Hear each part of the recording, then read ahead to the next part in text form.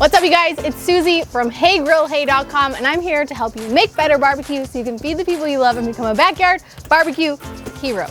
But most importantly, I'm here to show you how to make these awesome smoked pork tenderloins. This is a Bullock family weeknight staple. 3 ingredients, easiest things ever, and absolutely delicious. You guys are gonna love this one. Let's do it.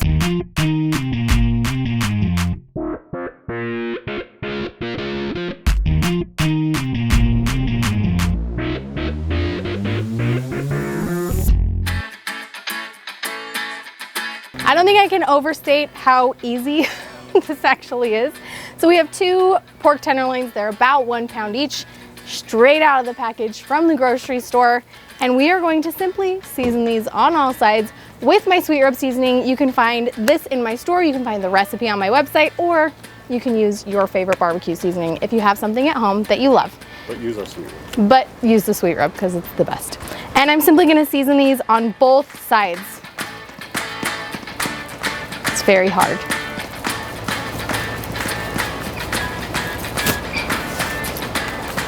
Now, there was a time in a prior life that I used to spend an extra 15 minutes with a little fillet knife and trim off every piece of extra fat and extra silver skin. But after cooking these for a really long time, I've kind of realized that the effects are negligible on the end product, and it's not gonna cause like a decrease in quality. This guy right here specifically, I used to just really stress about getting off. And as soon as I started leaving it on, I just didn't say anything and nobody else said anything and everybody could bite through it and it was easy. So I stopped worrying about it. And I literally just pat these guys down with a paper towel and then get them seasoned. It saves my prep time considerably and it doesn't make a big difference in the final product. So why not save a step?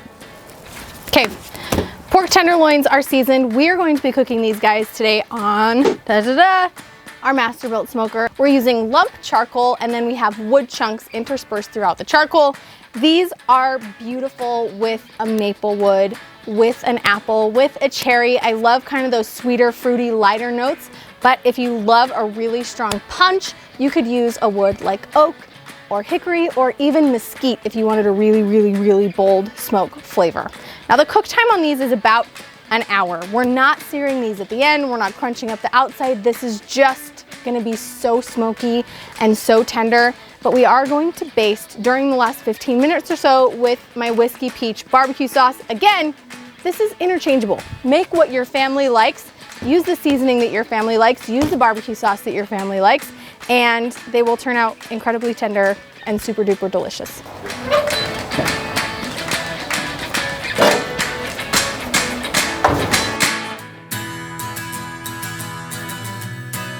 One more thing that I want to cover really quickly is temperature. Now, pork is cooked perfectly at 145 degrees.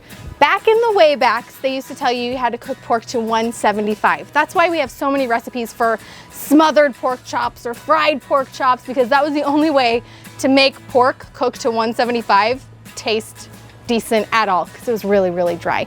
Now we know we can cook pork to 145. It'll be juicy, it'll be moist, it'll be delicious. And with this tenderloin, it'll take on plenty of smoke flavor during the cooking process.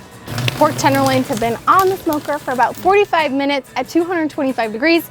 We're gonna do a quick temperature check. We're looking for a target temperature of 135 degrees. Pork tenderloins are exactly at the temperature we need them to be, and they're looking absolutely beautiful. So it's time to hit these with the whiskey peach glaze. Now this is gonna tighten on the outside during this last 10 degrees of cooking.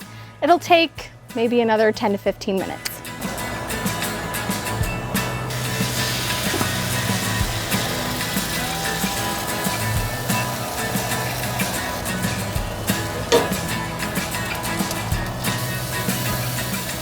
While our barbecue sauce is tightening on the outside of our pork tenderloins, let's have a quick chat about what a pork tenderloin is, because this is a question I get pretty regularly and a comment that I see on the blog.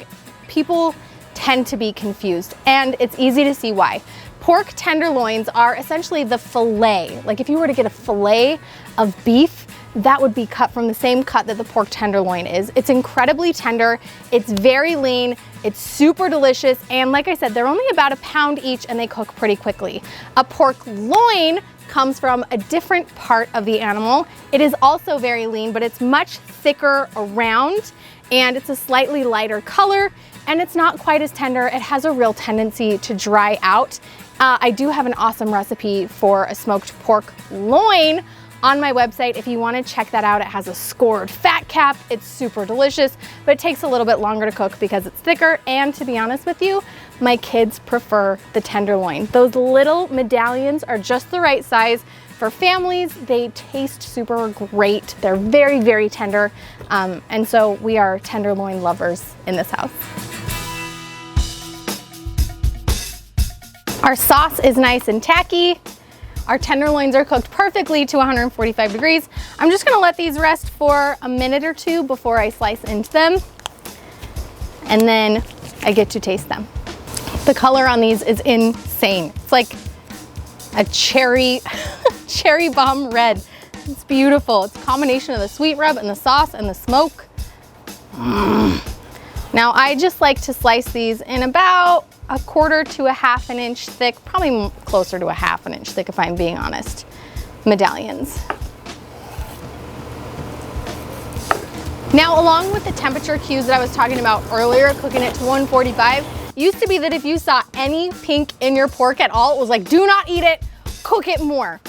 This is totally fine. If you see some rosy pink in that tenderloin, means it's gonna be juicy, it means it's gonna be delicious, it's not undercooked, we used our thermometer, we know it's done perfectly, and look at the moisture retention. That is bonkers. For a tenderloin to be that juicy, you know that you have done something right. And look, it just pulls apart with my fingers. You could cut this with a spoon. So tender, so delicious. Honestly, I say I cook this one for my kids because they love it, but it's one of my favorites too. So while we eat this, I hope you guys take a second to subscribe to the channel. I also hope that you check out this recipe on heygrillhey.com. When you cook it, snap a photo, post it to social media, use the hashtag heygrillhey. That way Todd and I can see it and cheer you on your journey to becoming a backyard barbecue hero. We'll catch you guys next time.